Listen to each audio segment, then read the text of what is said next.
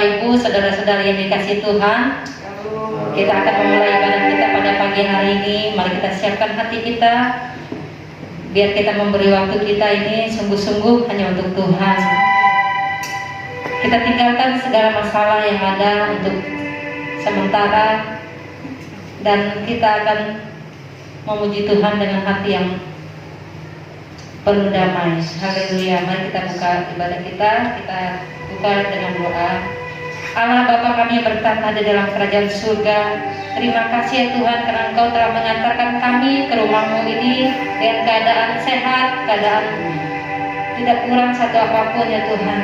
Tuhan Yesus, kami percaya Tuhan, tiada yang mustahil bagi-Mu ya Tuhan. Kami percaya ada rencana-Mu yang indah buat setiap kami. Untuk teman-teman kami yang mungkin di dalam perjalanan belum sampai ke tempat ini ya Tuhan, tolong Engkau sertai mereka ya Tuhan di perjalanan, dan tinggalkan mereka di tempat ini dengan keadaan selamat. Bapa, sebelum kami memuji dan menyembah Engkau lebih lagi ya Tuhan, sucikan dan kuduskan setiap hati kami. Layakkan kami untuk menyembah-Mu pada pagi hari ini ya Bapa. Biarlah setiap pujian dan penyembahan kami menjadi upaya yang baru di hadapan-Mu ya Bapa. Terima kasih Tuhan Yesus, terima kasih Roh Kudus. Kami akan membuka ibadah kami pagi hari ini hanya ke dalam tangan kasih-Mu. Terima kasih Bapa. Haleluya. Amin. Shalom. Kita akan naikkan pujian layak dipuji disembah. Haleluya. Terima kasih Tuhan.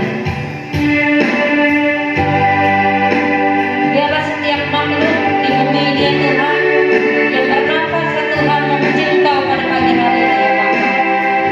Haleluya Tuhan. Haleluya. Haleluya.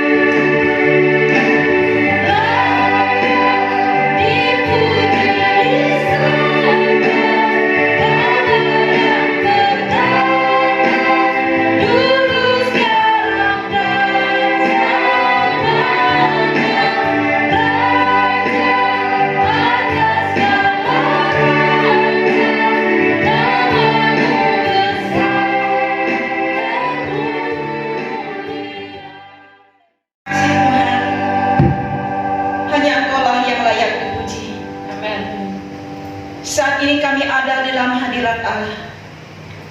Kami datang dengan hati yang penuh kerinduan.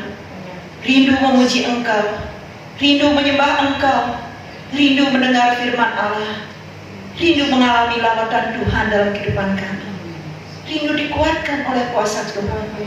Lakukanlah itu bagi kami Allah, sehingga kami tetap dapat tegar di hadapan Engkau, menjadi anak-anak Tuhan yang menyukakan Tuhan, menjadi anak-anak Tuhan yang senantiasa menyembah Engkau. Amen. Di dalam situasi keadaan apapun juga.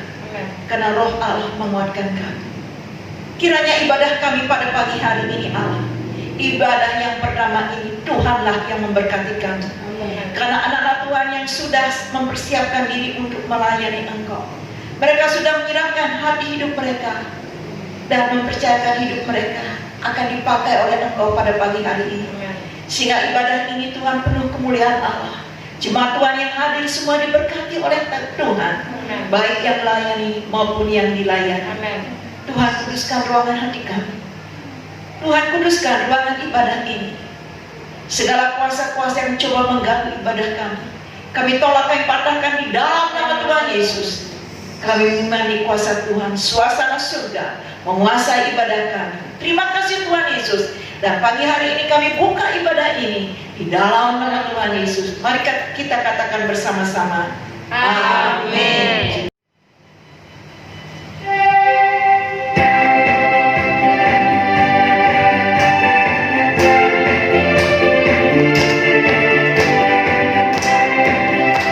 Kita percaya bahwa hari ini adalah harinya Tuhan. Haleluya. Hari ini hari yang telah dijadikan Tuhan. Mari kita bersuka. Hari ini hari yang telah dijadikan Tuhan. Mari kita bersuka di dalam Tuhan, bersuka di dalam Tuhan,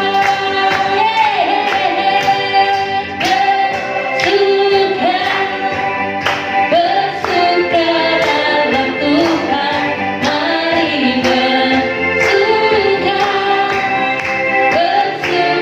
citalah,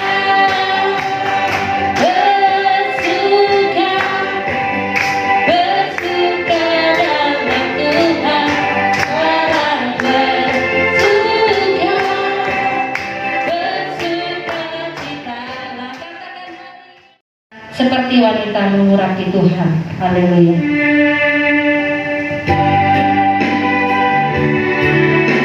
Haleluya Tuhan. Ajari kami seperti seorang wanita yang telah mengurapi kaki-Mu ya Tuhan. Terima kasih.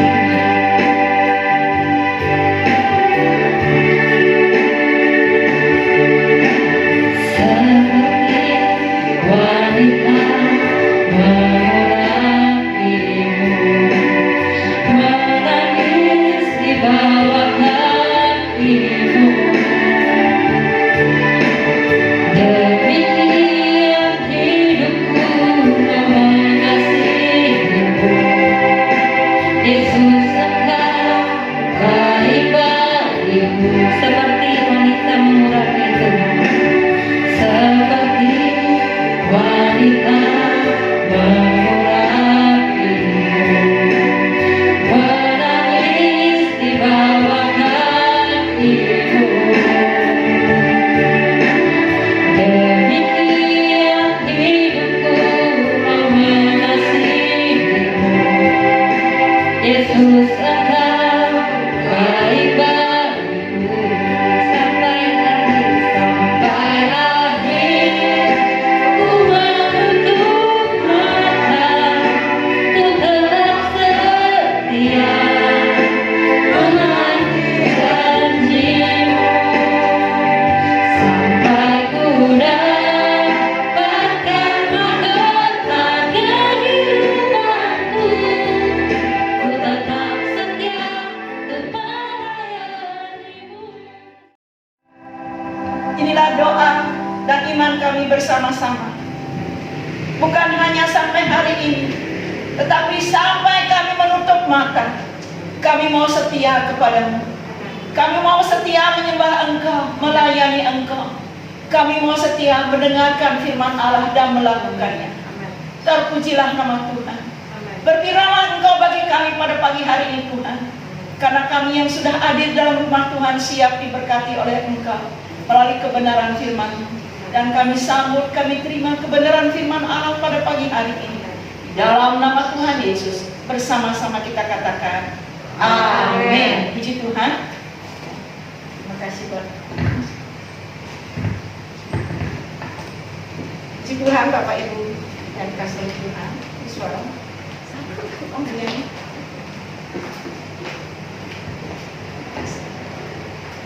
Semua diberkati oleh Tuhan. Amin. Ya, semua diberkati ya.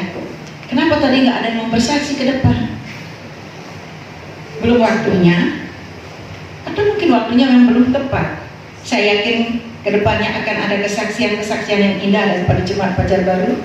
yang sudah diberkati oleh Tuhan, baik pun yang sedang diberkati oleh Tuhan. Nah, pada pagi hari ini, saudara, firman Tuhan masih dengan tema yang sama, yang terambil dari buku Ulangan, ya, pasal yang ke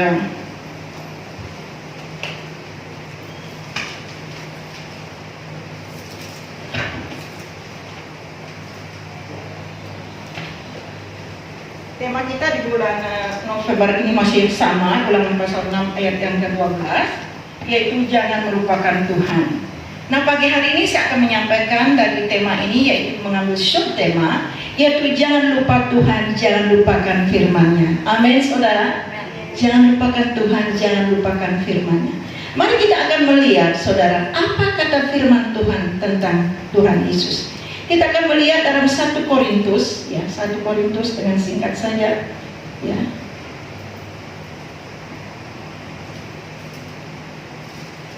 Maaf, Ibrani dulu, Ibrani pasal yang ke-13 ayat yang ke-8. Ibrani pasal yang ke-13 ayat yang ke-8, firman Tuhan katakan, Yesus Kristus tetap sama baik kemarin maupun hari ini dan sampai selama-lamanya. Firman Tuhan katakan tentang Yesus bahwa Yesus itu tetap sama baik hari kemarin maupun hari ini dan sampai selama-lamanya. Kalau kita melihat di dalam Yohanes pasal 1 ayat 1, firman Tuhan katakan pada mulanya adalah firman Allah. Firman itu bersama-sama dengan Allah dan firman itu adalah Allah. Nah, saudara, dari Yohanes pasal 1 ayat 1, di situ kita melihat firman Tuhan mengatakan bahwa Yesus ada pada awal permulaan segala sesuatu. Kalau Yesus ada pada awal pada awal permulaan segala sesuatu, bagaimana di akhir segala sesuatu? Apakah Tuhan Yesus juga ada? Mari kita bersama-sama melihat dalam buku Wahyu, saudara. Wahyu, ya. Wahyu buku yang terakhir ya. Wahyu pasal yang pertama ayat yang ke-17, firman Tuhan katakan di sini, ketika aku melihat dia, tersyukurlah aku di depan kakinya, sama seperti orang yang mati. Tetapi ia meletakkan tangan kanannya di atasku, lalu berkata, jangan takut, aku adalah yang awal dan yang akhir. Firman Tuhan katakan, Yesus katakan, aku adalah yang awal dan yang akhir. Yesus tidak berubah. Dia ada di awal segala sesuatu dan juga dia ada di akhir segala sesuatu. Sekarang kita bertanya dari ayat ini, di mana Tuhan Yesus menyatakan dirinya bahwa dia adalah yang awal dan yang akhir? Kepada siapa Yesus menyatakan dirinya bahwa dia adalah yang awal dan yang akhir? Saudara, kalau kita melihat di dalam pasal ini, di Pulau Patmos, disitulah Rasul Yohanes dibuang, diasingkan, disingkirkan oleh karena Injil yang dia beritakan. Namun Tuhan tidak menyingkirkan dia. Tuhan tidak membuang dia. Allah Tuhan mengangkat dia. Tuhan memberikan Rasul Yohanes ini penglihatan. Waktu Rasul Yohanes mendapat penglihatan, rohnya diliputi oleh kuasa ilah. Lalu dia mendengar suara seperti desau air. Dan dia melihat kemuliaan Allah bercahaya, bersinar seperti sinar matahari di waktu panas terik. Itulah yang membuat dia merasa takut dan dia tersungkur seperti orang mati. Firman Tuhan katakan seperti itu. Waktu dia mengalami hal seperti ini, sudah seperti orang mati, ya saudara. Kita di sini pernah mempunyai rasa takut, saudara. Jangan-jangan hari ini saudara sedang takut. Tapi setakut-takut kita tidak pernah kita merasakan ketakutan ini membuat kita seperti orang mati. Orang mati nggak bisa bergerak, nggak bisa ngomong, nggak bisa melakukan segala sesuatu. Itulah yang dialami oleh Rasul Yohanes.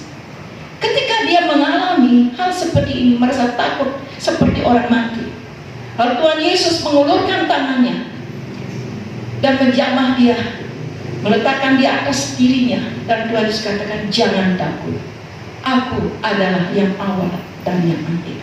Jadi intinya Tuhan Yesus mengatakan dirinya bahwa dialah Allah yang tidak berubah. Dia adalah Allah yang awal dan akhir kepada Rasul Yohanes di Pulau Patmos. Nah, Bapak Ibu yang dikasih oleh Tuhan, dalam hal apa Tuhan Yesus tidak pernah berubah? Mari kita akan melihat kebenaran firman Tuhan ini yang terambil dari 1 Korintus pasal 1 ayat 24. Di sini kita akan menemukan dalam hal apa Yesus tidak berubah. 1 Korintus pasal yang pertama, ya. Pasal pertama ayat yang ke-24, firman Tuhan katakan di sini, tetapi untuk mereka yang dipanggil, baik orang Yahudi maupun orang bukan Yahudi, Kristus adalah kekuatan Allah dan hikmat Allah. Nah, Bapak Ibu yang dikasih Tuhan, Tuhan Yesus tidak berubah di dalam hikmatnya. Rasul Paulus mengatakan kepada jemaat yang ada di Korintus, untuk mereka yang dipanggil, baik orang Yahudi maupun orang bukan Yahudi, Yesus Kristus itu adalah kekuatan Allah. Dia adalah hikmat Allah. Yesus tidak berubah di dalam hikmatnya karena dia adalah hikmat Allah. Saudara, bagi kita yang sudah ditebus oleh darah Yesus, dipanggil oleh Tuhan, Yesus adalah kekuatan dalam hidup kita. Yesus inilah kekuatan dalam kehidupan kita, dan firman-Nya memberikan kepada kita hikmat. Amin, saudara. Saudara mendapat hikmat daripada firman Allah. Kenapa Tuhan memberikan kita firman Allah? Kenapa Tuhan memberikan kita hikmat? Karena Dia tahu untuk menjalani hidup ini kita perlu hikmat daripada Allah. Untuk mengelola berkat-berkat yang ada kita perlu hikmat daripada Allah. Apalagi saat ini saudara, ekonomi sedang terpuruk.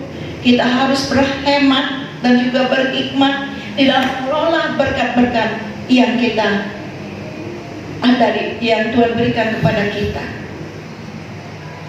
Apalagi berkat itu jauh daripada cukup. Kita perlu berhemat dan juga berhikmat. Minta hikmat daripada Allah. Bagaimana cara mengelola berkat itu supaya kita tidak akan kekurangan dan tetap syukur. Padahal berkat itu secara kasat mata kayaknya jauh daripada cukup. Saudara, saya mengajak saudara belajar daripada 5.000 orang laki-laki, bukan termasuk wanita dan anak-anak. 5.000 orang laki-laki ini adalah orang yang setia mengikut Yesus. Mereka mencari, berusaha untuk bisa bertemu dengan Yesus. Dari pagi sampai sore setia mengikut Yesus, mereka pulang. Dan mereka juga membuka hati mereka untuk firman Tuhan yang diajarkan oleh Tuhan Yesus. Dari pagi sampai siang, sampai sore. Bahkan di antara 5.000 orang laki-laki ini, ada di antara mereka yang sakit. Yang sakit semua disembuhkan oleh Tuhan Yesus. Semakin kuatlah kepercayaan mereka, keyakinan mereka kepada Tuhan Yesus bahwa Dia adalah Allah. Dan mereka semakin tidak mau menjauh daripada Tuhan. Ingin sepanjang hari itu ingin bersama dengan Tuhan Yesus. Dan hari pun mulai berjalan begitu cepat. Sampailah mereka pada waktu ada di petang hari. Petang hari menjelang malam. Mereka letih, mereka lelah. Mereka juga lapar. Bekal mereka sudah habis. Kita tahu cerita ini, yang ada di tengah-tengah mereka hanya 5 roti dan 2 ekor ikan yang dimiliki oleh anak kecil. Itu berkat jauh daripada cukup. Tuhan Yesus sangat peduli memperhatikan orang-orang yang mengikut Dia. Yesus sangat peduli dan memperhatikan orang-orang yang mau terbuka hatinya untuk firman-Nya. Ketika itu terjadi, Tuhan Yesus sangat cuek.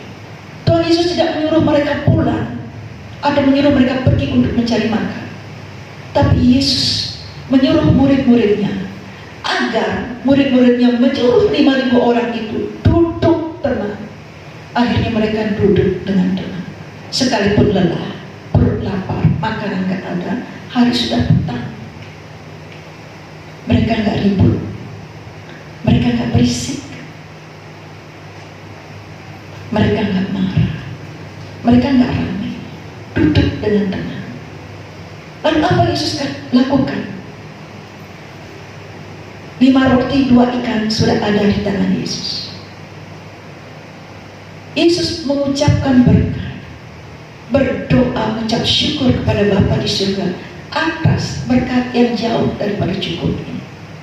Setelah itu baru dia mulai memecah-mecahkan, membagi itu pada murid-muridnya, dan murid-muridnya memberikan kepada 5.000 orang. Tidak ada satupun di antara mereka yang tidak mendapat. Semua menikmati roti dan ikan itu dengan kenyang. Tidak ada yang terlewatkan. Semua menikmati berkat yang cukup, bahkan lebih daripada cukup. Nah, Bapak Ibu yang dikasih oleh Tuhan, seandainya jikalau saudara melihat berkat yang ada, yang kita diberikan oleh Tuhan, kelihatan secara kasat mata kita jauh daripada cukup, apa yang akan kita lakukan? Bisakah kita mencotol 5.000 orang laki-laki ini? Ketika itu terjadi, nggak berisik, nggak ramai, nggak ribut, nggak ngedumel, nggak mengeluh, dan nggak marah-marah, tetapi duduk dengan tenang. Duduk dengan tenang dalam hadirat Allah. Bisakah kita belajar daripada Tuhan Yesus? Apa Yesus lakukan atas berkat yang jauh daripada cukup itu? Kita belajar dari Yesus, berdoa, mendoakan, ada berdoa kepada Bapa di surga atas berkat yang jauh daripada cukup. Saya yakin kalau itu yang kita lakukan, Bapa di surga pun akan tersentuh hatinya, dan dia akan bergerak. Bapa di surga banyak punya tangan-tangan untuk menolong kita. Bahkan dia akan membuka jalan-jalan untuk kita, sehingga kita bisa melalui itu dengan tetap mengucapkan syukur. Ada kecukupan, bahkan ada berkat yang cukup apabila kita mau duduk tenang dan mengucap syukur atas berkat yang jauh daripada cukup ini. Bapak Ibu yang dikasih oleh Tuhan, saat-saat ini kita ada di tengah-tengah pandemi. Saya percaya ada di antara Bapak atau adik-adik juga mengalami, biasa mungkin uang jajanmu dikasih 50.000, sekarang 20.000, mana cukup, ada 10.000, ada bahkan 5.000. Tetaplah bersyukur atas berkat itu, biar kita dapat, kehidupan kita dapat menyentuh hati Bapa di surga. Dia akan bertindak, dia akan mengerjakan sesuatu untuk membuat kita menikmati yang berkat yang cukup yang berasal daripada Allah. Itulah sebabnya perlu kita dan selalu saya ingatkan, kita perlu membaca firman Allah, menggali kebenaran firman Allah, karena firman ini adalah hikmat yang Tuhan berikan kepada kita untuk menghadapi setiap tantangan-tantangan hidup ke depannya. Amin saudara. Kedepannya ini, bahkan saat ini ada begitu banyak tantangan-tantangan yang kita hadapi, entah itu sakit, penyakit, ekonomi, masalah yang ada. Kita perlu hikmat daripada Allah supaya kita memiliki iman yang kuat di dalam setiap menghadapi tantangan yang kita hadapi, karena hikmat itu berasal daripada firman Tuhan ini. Pelajari tentang kehidupan Yesus, belajar daripada kehidupan orang-orang tokoh-tokoh daripada Alkitab. Di situ kita akan menemukan hikmat daripada Allah. Lalu yang kedua, dalam hal apa Tuhan Yesus tidak berubah menurut firman Allah? Saudara, saya mengajak saudara melihat di dalam 2 Timotius pasal 2 ayat 13. 2 Timotius pasal yang ke 2 ayat 13. Siapa bisa tolong baca dan membaca? Bisa tayangkan? Ya. Bisa? Ayo, siapa mau bantu? Hargi bisa di? Ya. Ya. 2 Timotius 2 ayat 13. Jika kita tidak setia, dia tetap setia, karena dia tidak dapat menyangkal dirinya. Ya, terima kasih Hargi. Saudara, kita melihat dari ayat ini, Tuhan Yesus tidak berubah di dalam kesuciannya. Karena Pertama kita melihat Tuhan Yesus adalah dia hidup di dalam kehidupan yang taat. Tuhan Yesus dia hidup dalam kehidupan yang setia melakukan perintah-perintah Allah. Bukan saja itu saudara, Tuhan Yesus taat kepada Bapa di surga sampai mati, dan dia setia akan firman-Nya. Kenapa saudara? Karena dia Allah yang suci. Dia adalah Allah yang suci. Dia setia, dia taat. Di dalam tubuh Yesus ada darah. Darah Yesus, darah yang suci. Yesus tidak berubah dalam kesuciannya. Darah Yesus yang suci itulah yang menyelamatkan kita, yang menghapus segala dosa kita. Darah Yesus inilah yang menguduskan, yang menyucikan kehidupan kita. Nah saudara, kalau kita melihat dalam 2 Timotius pasal 2 ayat yang ke-14 sampai dengan ayat yang ke-26. Di sini ada nasihat-nasihat yang Rasul Paulus berikan kepada anak rohani yang bernama Timotius. Salah satunya saudara, kita ada yang disampaikan oleh Rasul Paulus kepada Timotius. Kita baca ayat yang ke-20 dari 2 Timotius pasal yang kedua ini. Demikian firman Tuhan. Dalam rumah yang besar bukan hanya terdapat perabot dari emas dan perak, melainkan juga dari kayu dan tanah. Yang pertama dipakai untuk maksud yang mulia, dan yang terakhir untuk maksud yang kurang mulia. Saudara, kalau kita pelajari ayat-ayat ini, Rasul Paulus menasihati Timotius anak rohaninya supaya tetap taat kepada firman Allah, supaya tetap setia dalam panggilannya. Begitu juga Rasul Paulus berpesan kepada Timotius agar Timotius mengajarkan kepada jemaat yang dilayani supaya mereka tetap menjaga kesucian hidup mereka, supaya mereka dapat bisa menjadi alat yang mulia untuk tujuan yang mulia di tangan Tuhan. Ada beberapa hal yang perlu mereka jauhi, ada beberapa hal yang perlu mereka hindari supaya mereka tetap dapat menjadi alat yang mulia dalam tangan Tuhan. Antara lain saudara, saya sudah baca, saya tinggal menyampaikan saja. Mereka harus menjauhkan diri dari omongan-omongan yang kosong, omongan yang tidak membangun. Mereka harus menjauhkan diri dari kebiasaan bersilat kata yang menimbulkan ketidakpercayaan satu dengan yang lain. Dan jemaat yang dilayani oleh Timotius harus menjauhkan diri dari soal-soal yang menimbulkan pertengkaran. Mereka juga harus menjauhkan diri dari ajaran-ajaran palsu yang dapat merusak iman. Dengan demikian kekudusan mereka akan tetap terjaga. Kesucian mereka akan tetap terjaga apabila mereka menjauhkan diri daripada segala macam kejahatan. Nah, Bapak Ibu yang dikasihi oleh Tuhan, adik-adik yang diberkati oleh Tuhan, untuk menjaga kesucian ini kita perlu menjauhkan diri daripada hal-hal yang saya sebut tadi di atas. Kesucian, kekudusan ini perlu dijaga. Untuk apa? Supaya roh kita dapat bersentuhan dengan Roh Kudus untuk membangun kehidupan yang memuliakan nama Tuhan, membangun kehidupan menjadi kehidupan yang menjadi alat yang mulia dalam tangan Tuhan. Roh kita harus terus bersentuhan dengan Roh Kudus untuk membangun kehidupan yang layak memberkati dan layak diberkati oleh Allah, dan layak memuliakan Allah, dan layak menerima damai sejahtera daripada Allah, dan layak untuk menerima segala janji Tuhan dalam kehidupan kita. Untuk ini diperlukan kita menjaga kekudusan.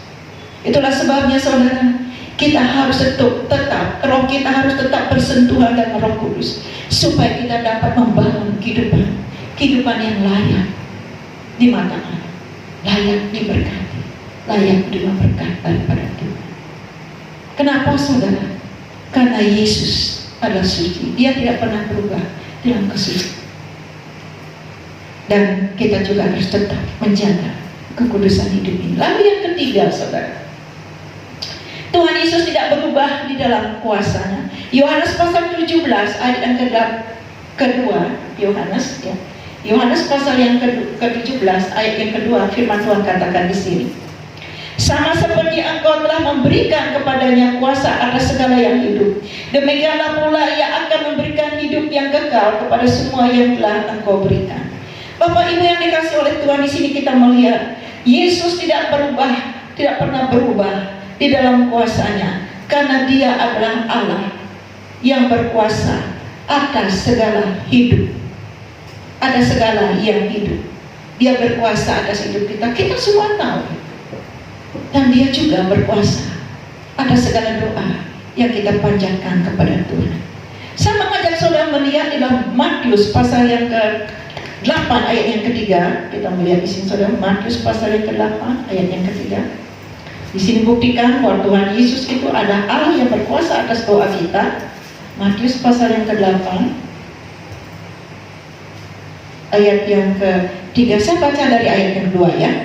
Maka datanglah seorang yang sakit kusta kepadanya, lalu sujud menyembah Dia dan berkata, Tuhan, jika Tuhan mau, Tuhan dapat mentahirkan aku. Lalu Yesus mengulurkan tangannya, menjamah orang itu dan berkata, Aku mau, jadilah engkau tahir. Perhatikan baik-baik kalimat ini. Seketika itu juga tahirlah orang itu daripada kustanya. Seketika itu juga tahirlah orang itu daripada kustanya. Nah, saudara, waktu Tuhan Yesus turun dari bukit, berbondong-bondong orang mengikuti Yesus. Salah satu di antara mereka ada di situ orang yang sedang menderita penyakit kusta. Orang yang mengalami atau menderita penyakit kusta ini, dia mendatangi, menghampiri Yesus, dia sujud di kaki Yesus. Dia katakan, Tuhan, jika engkau mau, engkau dapat mentahirkan aku. Lalu Yesus mengulurkan tangannya, menjamah orang yang sakit ini. Yesus katakan, aku mau, jadilah engkau tahir. Dan seketika itu juga, saudara, seketika itu orang kusta ini belum sempat bergeser dari kaki Yesus. Hari belum berganti. Seketika itu juga tubuhnya menjadi tahir. Saudara, percayakah saudara bahwa Tuhan kita Allah Maha Kuasa sanggup menjawab doa kita? Seketika itu juga, artinya waktu kita berdoa hari Senin juga Tuhan menjawab. Saya percaya saudara masing-masing pernah mengalami Tuhan menjawab dengan seketika. Memang sering kita alami, kita sekarang berdoa, bisa minggu depan dijawab, bisa bulan depan. Tetapi jangan lupa, Tuhan Yesus Allah yang Maha Kuasa, Dia juga dapat menjawab kita dengan jawaban seketika itu juga. Itulah kedahsyatan Tuhan. Jangan bosan-bosan berdoa, karena Dia satu-satunya Allah yang berkuasa atas hidup kita. Jangan bosan-bosannya meminta. Jangan bosan-bosan berseru. Jangan bosan-bosan bersekutu dengan Tuhan, karena Dialah yang berkuasa atas hidup kita. Saudara, sebagai anak-anak Tuhan, mari kita tampil apa adanya, sebagaimana kita ada. Tidak perlu berlebih-lebihan. Kita tidak perlu malu, minder, berkecil hati untuk tampil apa adanya, karena kita punya Allah yang Maha Kuasa. Kalau kita melihat langit keluar, ini lagi cerah saudara, memang sedikit agak mendung-mendung. Kadang-kadang langit itu gelap, mendung. Tapi tidak selalu mendung. Akan ada hujan, namun juga tidak selalu hujan. Kalau mendung dan hujan itu berlalu, maka langit itu akan kembali cerah. Demikian juga dengan hidup kita. Tidak selalu dalam hidup ini terasa mendung. Tidak selalu dalam hidup ini bercucuran dengan air mata. Tapi kalau semua itu berlalu, maka kita pun akan mengalami hidup ini terasa cerah ceria, sekalipun ada di tengah-tengah pandemi. Amin saudara. Karena kenapa? Tuhan kita punya Allah yang Maha Kuasa, yang dapat mengubah segala sesuatu, mengubah kehidupan kita. Tuhan membuat air menjadi anggur. Bukan anggur menjadi air, tapi air menjadi anggur. Tuhan dapat mengubah kehidupan kita untuk menjadi lebih baik. Keadaan ekonomi kita bisa diubah menjadi lebih baik, sekalipun saudara kita ada di tengah-tengah pandemi ini. Paling tidak saudara, di dalam apa yang kita miliki. Kita mempunyai cara pandang yang sehat. Ternyata di tengah-tengah pandemi ini juga kuasa Tuhan masih berlaku untukku, masih nyata dalam kehidupan.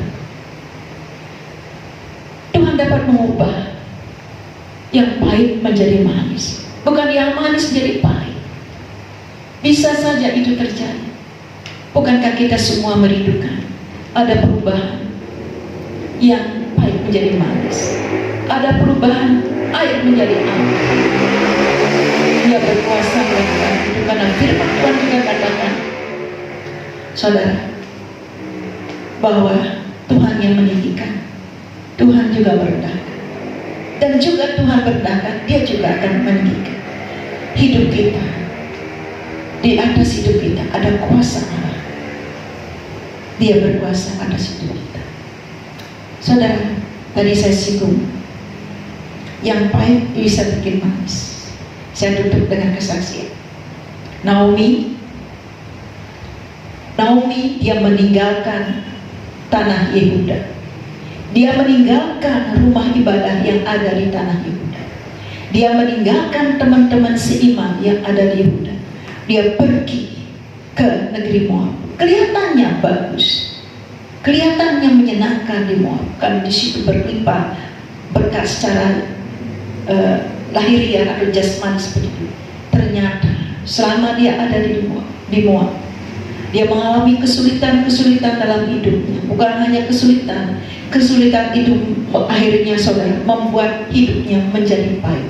Suaminya, anak meninggal. Bukan hanya itu, harta yang tadi dia bawa sekarang sudah habis. Hidupnya terasa pahit. Tetapi ketika dia kembali ke tanah Yehuda, kembali kepada teman-teman seimannya, saudara-saudara seiman di tanah Yehuda, dan dia kembali, saudara, ke rumah Allah yang ada di Yehuda, kehidupannya diubah, kehidupannya berubah. Yang tadinya pahit menjadi manis. Yang membuat saya terheran-heran dengan peristiwa kejadian ini, saudara. Bagaimana hidup Naomi terus diubah dari pahit menjadi manis. Saudara, Tuhan mengajak Naomi bekerja sama untuk mempertemukan antara Rut dan Boaz. Dari pernikahan Rut dan Boaz ini lahirlah keturunan-keturunan, dan akhirnya lahir Tuhan Yesus. Oh saudara, mengapa saudara? Tuhan mau mengubah hidup kita yang pahit menjadi manis. Karena Tuhan mau bekerja sama dengan kita untuk menyatakan kuasa-Nya, yaitu supaya banyak orang bertobat. Tapi kita yang sudah bertobat, jangan sampai kita meninggalkan Tuhan. Jangan sampai kita lari dari tanah Yehuda dan komunitas yang ada, supaya Tuhan tetap dapat, dan kita dapat bekerja sama dengan Tuhan untuk mewujudkan rencana Allah. Banyak orang bertobat. Saat ini kita mendengar saudara berita, maka kita masing-masing juga tahu banyak sekali orang yang tadi jauh daripada Tuhan menjadi dekat. Banyak orang juga mengalami lawatan Tuhan bertobat. Emang itu rencana Tuhan. Saya yakin dan percaya, jemaat Pajar Baru, ketika engkau tampil apa adanya sebagai anak-anak Tuhan, engkau akan diajak bekerja sama oleh Allah untuk mewujudkan rencananya supaya banyak orang bertobat. Nah, demikianlah firman Tuhan, saudara. Jangan lupakan Tuhan, jangan lupakan firman-Nya. Yesus Allah yang tidak berubah. Dia adalah hikmat Allah. Dari firman-Nya kita mendapat hikmat untuk menjalani hidup ini, bahkan mengelola berkat yang ada. Dengan hikmat Allah kita berbagi bagi orang lain. Ketika kita mau berbagi di dalam keadaan berkat yang jauh daripada cukup, ketahuilah saudara, kalau Tuhan menggerakkan itu, lakukan saja. Tuhan akan membayar apa yang kita bagi kepada orang lain, bahkan lebih daripada harga yang kita bagi orang lain. Disinilah tantangan untuk kita tetap setia melakukan firman Allah. Yesus Allah yang tidak berubah dalam kesucian.